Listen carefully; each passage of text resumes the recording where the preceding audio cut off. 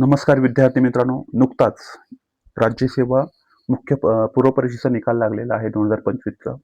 आता विद्यार्थ्यांच्या मनात विद्यार्थ्यांच्या मनात एवढाच प्रश्न असेल, की आता जी-एसचं काय करायचं? मुख्य परीक्षेचं काय करायचं? आता मोजून फक्त 29 दिवस राहिलेले आहेत. कारण का हा जो एक्झाम होणार आहे ते 29 मार्चपासून 26 एप्रिलच्या दरम्यान मोठा पिरियड आहे एक्झामचा. आणि कशा पद्धतीने तुम्हाला काय करायचं आहे? आता कारण का 1274 अराउंड 1277 मुलं काय झालेली आहेत, सॉरी 2700 मुलं काय झालेले आहेत अराउंड मेन्सला बसणार आहेत. ओके.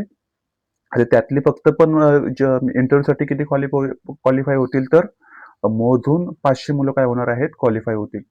सो मोठी कॉम्पिटिशन आहे आणि पहिल्यांदाच आपल्या डिस्क्रिप्टिव्हचा पेपर लिहायचा आहे. तो कशा पद्धतीने अप्रोच करायचा तो वन बाय वन मी ह्या पुढच्या येणाऱ्या काही सिरीजमध्ये तुम्हाला सांगणार आहे विद्यार्थी मित्रांनो. पहिला आज आपण अभ्यास करूया जनरल स्टडीजचा. जनरल स्टडीजमध्ये कोणकोणते चॅप्टर येतात, कशा पद्धतीने आपल्याला अप्रोच करायचं आणि अराउंड आपलं टार्गेट असलं पाहिजे की 120 प्लस स्कोर कसा येईल out of 250. Okay. So GS हा फक्त काही इतिहास भूगोल नाही आहे, हा तुमचा रँक ठरवेल. लक्षात ठेवा, रँकचा बॅकबोन आहे. योग्य जर तुम्ही इथे स्ट्रॅटेजी वापरली तर तुमचा तर 120 प्लस स्कोर येणं शक्य आहे. तो ह्याच्यासाठी तुम्हाला काय करता आलं पाहिजे, तर तुमच्याकडे तुमचं व्यवस्थित इंट्रोडक्शन असलं पाहिजे, सिलेबस तुम्हाला डिकोड करता आला पाहिजे, टॉपिक प्रायोरिटी असली पाहिजे. टॉपिक प्रायोरिटी महत्वाची का, तर टॉपिक प्रायोरिटीनुसार तुम्हाला जर गेलात तर तुमचा स्कोर वाढण्याची काय आहे शक्यता आहे. स्टडी सोर्सेस तुम्ही काय वापरता आहे, तुमच्या स्वतःच्या नोट्स आहेत का, तुम्ही इंट्रो कसं करणार आहे, तुम्ही बॉडीमध्ये काय लिहिणार, टॉपिक व्हायचा आणि कन्क्लूड कसं करणार. कन्क्लूड मध्ये पण महत्वाचं आहे तुम्ही कोणते वर्ड्स वापरताय, आन्सर रायटिंग किती केलेलं आहे तुम्ही, कशा मिस्टेक्स तुमच्या झालेल्या त्या मिस्टेकवर तुम्ही काय काम केलेलं आहे आणि तुमची फायनल स्ट्रॅटेजी काय असणार आहे.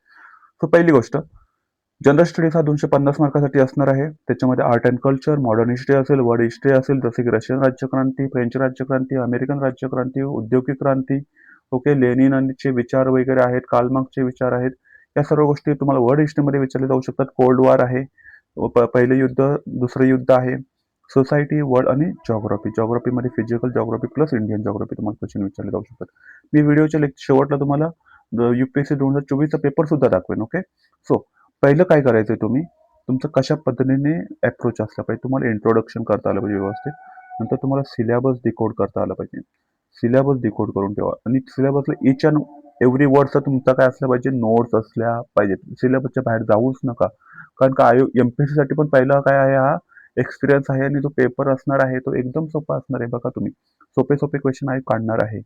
ओके. थोडीशी UPSC ला काय करणार आहे ते फॉलो करेल. स्टडी सोर्सेस तुमचा काय आहे, स्टडी सोर्सेस झाल्यानंतर तुमची प्रायोरिटी काय आहे, टॉपिक अभ्यास करताना उगाच आपलं काहीतरी वाचत बसू नका. प्रायोरिटी ठेवा अभ्यासामध्ये, टॉपिक्समध्ये. आन्सर रायटिंग करा. इथून डेली तुम्हाला 6 ते 7 तास तुम्हाला आन्सर रायटिंग करता आले पाहिजे. कॉन्टेंट वाढवा. ओके. करंटशी त्याचं काय करा, लिंक लावा. मिस्टेक्स अवॉइड करा. टाइम मॅनेजमेंटमध्ये अजिबात तुम्ही मार खाऊ नका. आपला टाइम पुरेपूर झाला पाहिजे. टाइम मध्ये तुम्हाला 20 क्वेश्चन सोडवता आलेच पाहिजेत विथ क्वालिटी वर्ड्स. ओके. हा थोडंसं लक्षात ठेवा. Introduction, syllabus decode, study resources काय आहे तुमच्याकडे, प्रायोरिटी काय, आन्सर रायटिंग काय आणि मिस्टेक्स तुम्ही कशा अवॉइड करणार आहात आणि फायनल स्ट्रॅटेजी. सो आयोगाने काही आपल्याला सिलेबसमध्ये काय दिलेलं आहे, तर हे दिलेलं आहे, काय काही पॉईंट्स दिलेले आहेत ते तुम्हाला सांगतो मी. बघा विद्यार्थी मित्रांनो, पेपर 1 आपला असणार आहे आणि तो पेपर 2 असणार आहे. कारण का 2 आपले क्वालिफाईंग पेपर असणार आहे, एक एसेचा असणार आणि पेपर नंबर 4 असणार आहे आपला सामान्य अध्ययन जनरल स्टडीज 1. याच्यामध्ये आपल्याला काय काय विचारणार आहे आयोग, भारतीय वारसा काय आहे, संस्कृती, इतिहास, जागतिक भूगोल, महाराष्ट्राचे काही भारांशांचं काही आपल्याला क्वेश्चन विचारले जाऊ शकतात. तर याच्यामध्ये काय काय बघा, कीवर्ड्स लक्षात ठेवा. भारतीय संस्कृतीमध्ये प्राचीन आणि आधुनिक कालामध्ये असलेली कलेची रूपे, जशी शिल्पकला असेल, या सर्व महत्वाचे काय काय, आर्ट्समध्ये महत्वाचं काय काय येणार आहे तुम्हाला, तर काय काय माहिती असलं पाहिजे त्याच्यामध्ये. एक मिनिट, स्थापत्यकला आपली असली माहिती तुम्हाला. आता आपली इंडस व्हॅली सिव्हिलायझेशन मध्ये कशा पद्धतीने बिल्डिंग रचना होती, कशा पद्धतीने काय केले त्याच्यामध्ये, तर कशा पद्धतीने इंडस व्हॅली सिव्हिलायझेशन काय झालेली आहे, तर डेव्हलप झालेली आहे. तर आपल्या ह्या आर्टच्या कलेमध्ये ग्रुपेमध्ये काय काय असतं, आपलं आर्किटेक्चर आहे, स्कल्पचर आहे, पॉटरीज आहेत, आपल्या पेंटिंग कशा पद्धतीने आहे, परफॉर्मिंग. आता 2 प्रकार पडतात हा आर्टचे. कसे आर्टचे प्रकार पडतात, ते व्हिज्युअल आर्ट्स जे आपल्याला दिसते आणि परफॉर्मिंग जिथे आपण परफॉर्म करतो. फॉर एक्झाम्पल इंडियन म्युझिक असेल, डान्स फॉर्म असेल, आपले इंडियन थिएटर असेल, ड्रामा असेल, इंडियन पपेट्रीज असतील, इंडियन सर्कस आहे, हे सर्व काय आहेत आपले परफॉर्मिंग आर्ट्स आहेत. तुम्हाला याच्याबद्दल थोडीशी माहिती असली पाहिजे, थोडंसं बेसिक हिस्ट्री आपल्याला माहिती असली पाहिजे. साहित्य काय काय आहे, स्थापत्यकला आपली ठळक वैशिष्ट्य आपल्याला माहिती असली पाहिजे. महाराष्ट्रातील हा पॉईंट महत्वाचा आहे, UPSCच्या याच्यामध्ये नाही. महाराष्ट्रातील संत चळवळीच्या विषय संदर्भात भक्ती चळवळ आणि सो आपले जे संत तुकाराम आहेत, संत ज्ञानेश्वर आहे, संत एकनाथ आहे, संत नामदेव आहेत, यांच्याबद्दल तुम्हाला बऱ्यापैकी काय असेल माहिती असली पाहिजे आणि यांचा सोसायटीवर काय परिणाम झालेला आहे आपला. नंतर आधुनिक भारताचे 8व्या शतकातील मध्यापासून आजपर्यंत महत्त्वाच्या पूर्ण घटना तुम्हाला माहिती असल्या पाहिजेत. म्हणजे 1757 पासून लक्षात ठेवा किंवा 1700 पासून लक्षात ठेवा, 1947 पर्यंत. स्वातंत्र्य लढा माहिती असला पाहिजे. महत्त्वाचा आपले विविध टप्पे आहेत, सविनय कायदेभंग असेल, असहकार चळवळ असेल, याच्यावरती इंडियाचा कशा परिणाम झाला, महात्मा गांधींचं योगदान काय आहे, आंबेडकरांचं योगदान काय आहे, त्यांची तुम्हाला थोडेसे फरक विचारले जाऊ शकतात. आंबेडकर आणि गांधी यांच्या विचारसरणीमध्ये काय फरक जाणवतात तुम्हाला, आंबेडकर आणि बोस यांच्यामध्ये विचारसरणीमध्ये काय फरक जाणवतो तुम्हाला. स्वातंत्र्यानंतर एकत्रीकरण कसं झालेलं आहे आपल्या देशात, पुनर्रचना म्हणतो आपण त्याला, म्हणतो ना आफ्टर इंडिपेंडन्स. थोडासा अभ्यास लक्षात ठेवा. आपले विरोध फॉर एक्झाम्पल महाराष्ट्राची निर्मिती कशी झाली आहे तुम्हाला माहिती असलं पाहिजे. आता ते सोसायटी मगाशी म्हटल्याप्रमाणे भारतीय समाज व ठराविक वैशिष्ट्य तुम्हाला सांगता आले पाहिजे. ग्लोबलायझेशन काय, कम्युनलायझेशन म्हणतो आपण त्याला. ओके, नंतर असे खूप सारे प्रकार, जागतिकीकरण म्हणतो आपण. हे सर्व कशामध्ये येणार आहे तुम्हाला, स्वातंत्र्याच्या ह्याच्यामध्ये भारतीय समाज ठराविक वैशिष्ट्ये माहिती असली पाहिजेत. महिलांचं योगदान काय आहे आपल्या भारतामध्ये लोकसंख्येमध्ये. दारिद्र्याबद्दल थोडेसे विकासात्मक प्रश्न विचारले जाऊ शकतात. नागरीकरण आहे. जागतिकीकरणाचे भारतीय समाजावर झालेले परिणाम अतिशय मोस्ट एक्सपेक्टेड क्वेश्चन आहे यावेळी. सामाजिक सबलीकरण, एम्पॉवरमेंट म्हणतो आपण, जातीयवाद, प्रांतवाद, धर्मनिरपेक्षता याच्यावर पण क्वेश्चन अपेक्षित आहे. जगाचा प्राकृतिक भूगोल आपल्याला माहिती असला पाहिजे. जसं म्हणतो ना आपण, काय म्हणू आपण, भूकंपाचे प्रकार कसे आहेत, आपले ज्वालामुखीचे प्रकार काय आहेत, हे सर्व माहिती, आपली थोडीशी थेअरीज माहिती असले पाहिजेत. मी तुम्हाला लिहून देतो. वॅगनरची कॉन्टिनेंटल ड्रिफ्ट थेअरी विचारली जाऊ शकते, हमखास विचारली जाईल. जागतिक प्रमुख त्यांची ठराविक वैशिष्ट्ये बघितली आपण.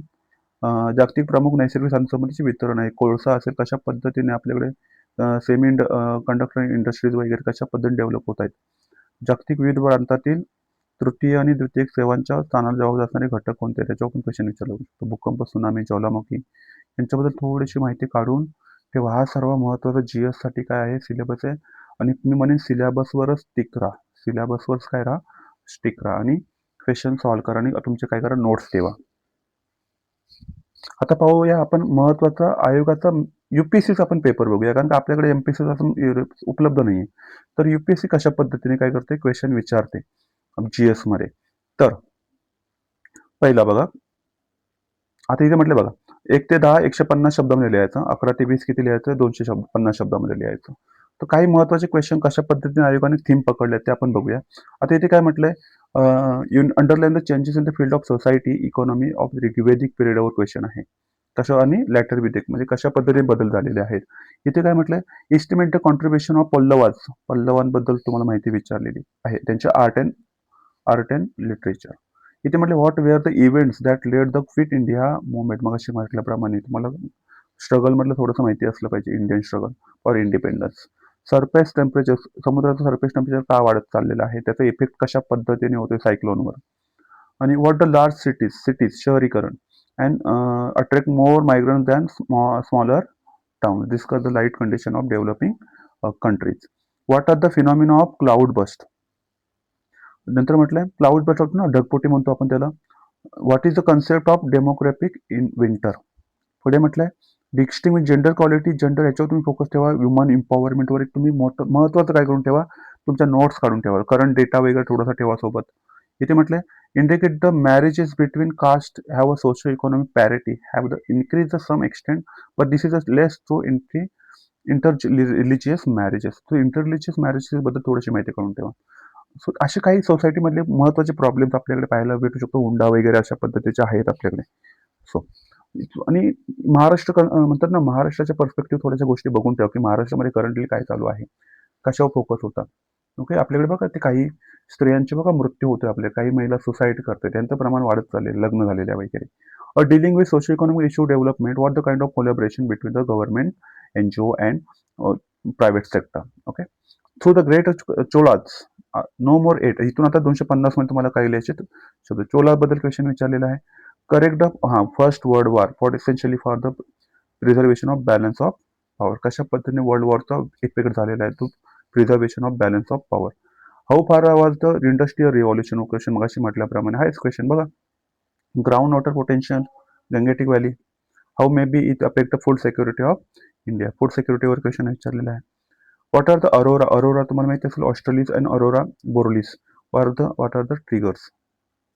And what is a twister? How may how are the majority of twisters observe around the gulf of Mexico? थोडंसं जॉग्राफिकल फिनॉमिनन महत्त्वाचे इव्हेंट्स तुम्हाला माहिती आहे. ट्रॉपिकल सायक्लोन तुम्हाला क्वेश्चन विचारणार आहे. ट्रॉपिकल सायक्लोन आणि टेम्पररी सायक्लोन फरक स्पष्ट करा. क्षेत्रीय समानता, रिजनल इम्बॅलन्स, रिजनल डिस्पॅरिटी म्हणजे काय असते? Despite comprehensive policies, equity and justice, unprivileges sections. Unprivileges सेक्शनवर महत्त्वाचं आहे, ज्यांच्याकडे आपण विशेष लक्ष दिलं जात नाही. ग्लोबलायझेशन ह्याचा क्वेश्चन असतोच. High correlation between India's cultural diversity and socio economic margin. तर हे युपीएससी लेवलचे क्वेश्चन ह्याच्यापेक्षा कमी जे मग आपण सिलेबस बघितलं त्याच्यामध्ये तुम्हाला क्वेश्चन विचारले, त्याच पॉईंटवर क्वेश्चन विचारले जातील. तुमचे काही ते पॉईंट सिलेबसमध्ये आहेत, त्या सिलेबसच्या पॉईंट्सवरच तुमच्या नोट्स काय राहू द्या, चांगल्या राहू द्या. त्याच्यावर जर क्वेश्चन आला तर तुम्हाला ट्विस्ट करून वगैरे क्वेश्चन काय करता आलं पाहिजे, आन्सर करता आलंच पाहिजे. सिलेबसवर स्टिक राहा. सिलेबसमध्ये जे वर्ड्स द्यायचे त्याच्यावर तुमचे काय असलं पाहिजे, तुम्हाला ऍटलिस्ट 250 वर्ड्स लिहिता आलंच पाहिजे. उत्तर, इंट्रोडक्शन, बॉडी आणि कन्क्लुजन. ओके मित्रांनो, धन्यवाद. इथे थांबूया. आपण पुढच्या लेक्चरला GS2 बद्दल थोडंसं काय करूया, आपण डिकोड करूया. जय हिंद.